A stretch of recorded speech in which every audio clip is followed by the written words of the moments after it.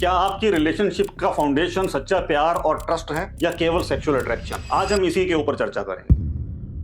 देखिए, कोई भी रिलेशनशिप हो वो लंबे समय तक तब ही चल सकती है जब उसका जो फाउंडेशन है, जो बेसिस है, वो ट्रस्ट पे टिका हो और आपस में सच्चा प्यार हो और हम आपस में एक दूसरे के साथ इमोशनल बॉन्ड के साथ इमोशनली कनेक्टेड हो। लेकिन अधिकतर रिलेशनशिप्स में जहां प्रॉब्लम आती है, यही पाया जाता है कि उसकी जो स्टार्ट थी, जो उसका इनिशिएशन पॉइंट था, वो केवल और केवल सेक्सुअल अट्रैक्शन था। No doubt sexual activities, sexual bonding भी एक रिलेशनशिप का बहुत अहम पार्ट है, लेकिन यदि केवल वही उसका एक स्टार्टिंग पॉइंट बन जाए तब वो रिलेशनशिप लंबे समय तक नहीं चलती है। और ये सब बातें हमारा हॉरोस्कोप, हमारा बर्थ चार्ट पहले से ही रिवील कर देता है, क्योंकि किसी भी व्यक्ति की ओवरऑल टेम्परामेंट कैसा है, उनकी ओवरऑल नेचर कैसी है और उनके जो चाहना है, जो जिंदगी के अंदर वो चाहते हैं, किस तरीके से वो सब चीजें चार्ट के अंदर डिपिक्ट की जाती हैं, उन चीजों को यदि हम समझ लें। फॉर एग्जांपल, मैं आपके साथ एक छोटी सी चीज शेयर करता हूं।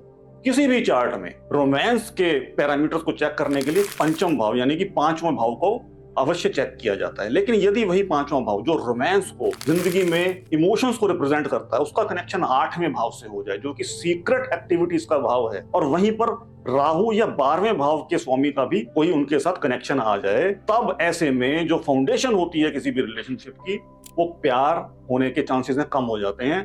केवल और केवल सेक्सुअल अट्रैक्शन उसका एक बेसिस बन के रह जाता है। तो ऐसे में दोनों व्यक्ति जो आपस में रिलेशनशिप में आगे बढ़ रहे हैं, अच्छा रहता है कि यदि वो पहले से ये जान लें कि उनके आने वाले समय में वो रिलेशनशिप किस तरीके से आगे बढ़ेगी। यदि कोई रिलेशनशिप में आप जा रहे हैं किसी के साथ, कहीं ऐसा तो नहीं कि वो केवल और केवल अपनी सेक्सुअल डिजायर्स को पूरा करने के लिए आपके साथ संबंध बना रहे हो, आपके साथ आगे बढ़ रहे हो। तो छलावा बेसिकली राहु और 8वें भाव के स्वामी बहुत आसानी से कर देते हैं हमारे जीवन में, जिनसे हम बच सकते हैं यदि समय रहते हैं अपने चार्ट्स को प्रॉपर्ली एनालाइज कर पाए, एक दूसरे के साथ कंपैटिबिलिटी को चेक कर पाए। हो सकता है आपके जीवन में इस प्रकार का इंसिडेंट हो चुका हो, होने की संभावना हो, या ऑलरेडी आप किसी रिलेशनशिप में हो बट ये ना जानते हो कि मेरी इस रिलेशनशिप का जो एक्चुअल फाउंडेशन है वो ट्रस्ट है या केवल और केवल सेक्सुअल अट्रैक्शन। तो यदि आप जानना चाहें तो कमेंट अवश्य कीजिए, अपनी बर्थ डिटेल्स शेयर कीजिए।